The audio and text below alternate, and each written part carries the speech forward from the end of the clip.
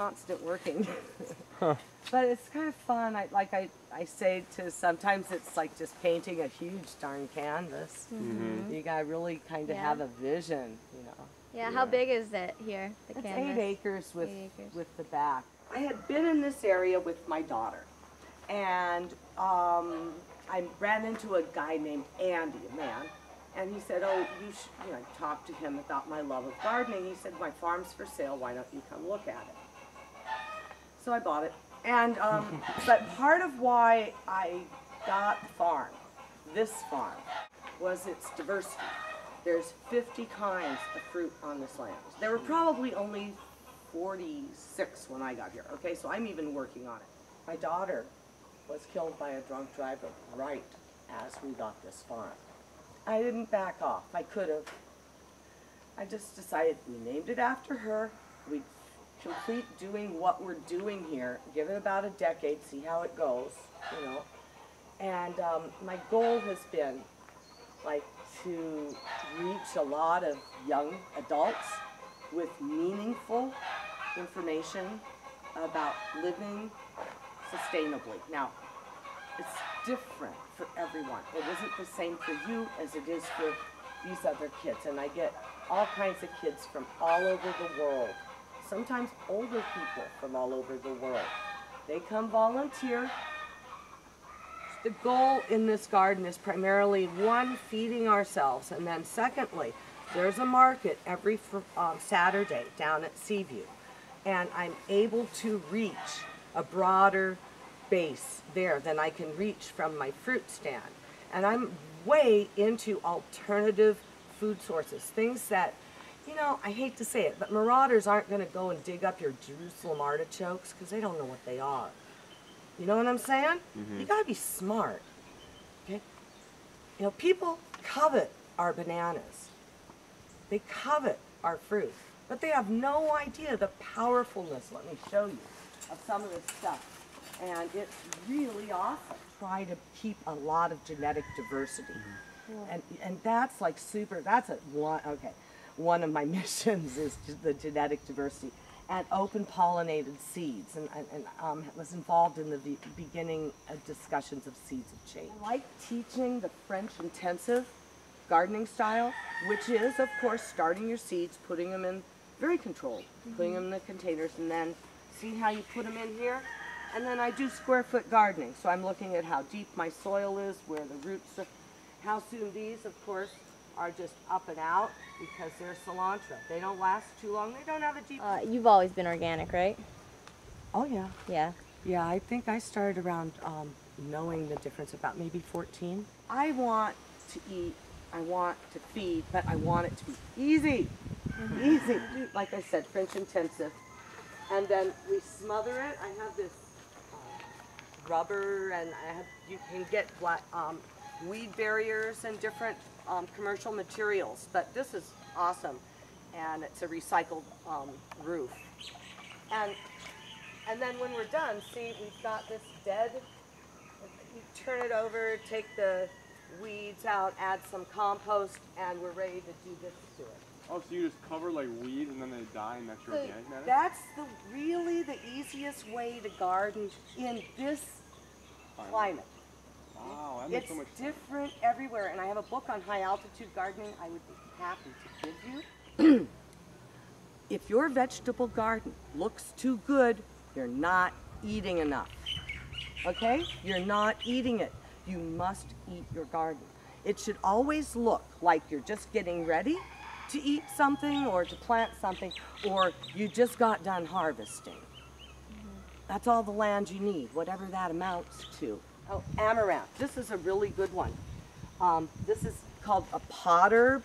That's way back to '79 again. People that turned me on to pot herbs are organic farmers in Colorado now, mostly because they saw me farming, and it kind of went back and forth, you know, with us inspiring each other in different ways. And so anyhow, but this is super good stuff. And Anita, who lives back in one of my cottages, and she's lived here longer than I have, has healed herself. When she came here like 14, 15 years ago, she didn't have a very good prognosis. For what? Life. Really? Yeah, she came here knowing that her body was dying, but it didn't. Did she have any kind of like disease, or was she just sick? But she doesn't, because Wow. she eats her weeds. This is sorrel, garden sorrel, sometimes called French sorrel. And then you know the Oh my gosh. Here. Thank you. Yeah, that's all. Just so let's see. So Okinawan spinach, holy basil, and then a sorrel. Okay. Oh, there.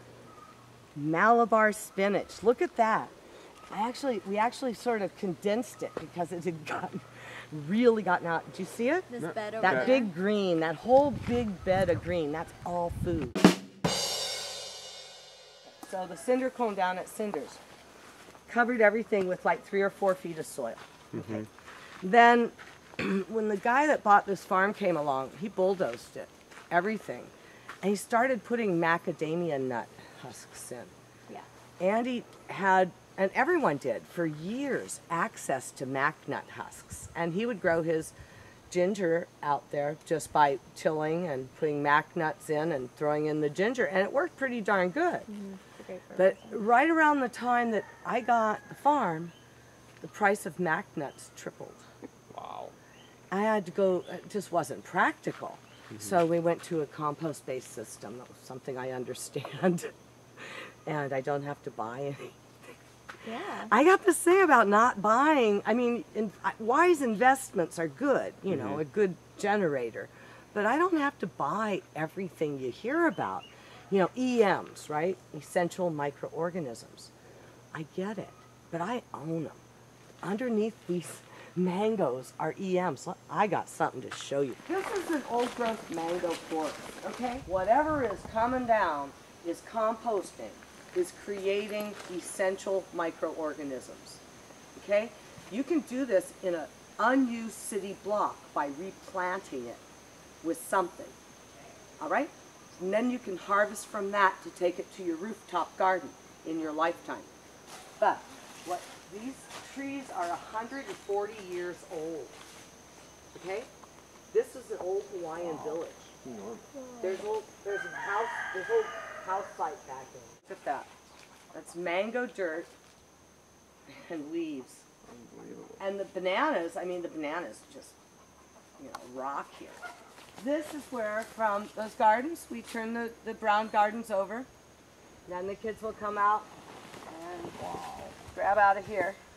Wait, how is? Oh wow, that's crazy.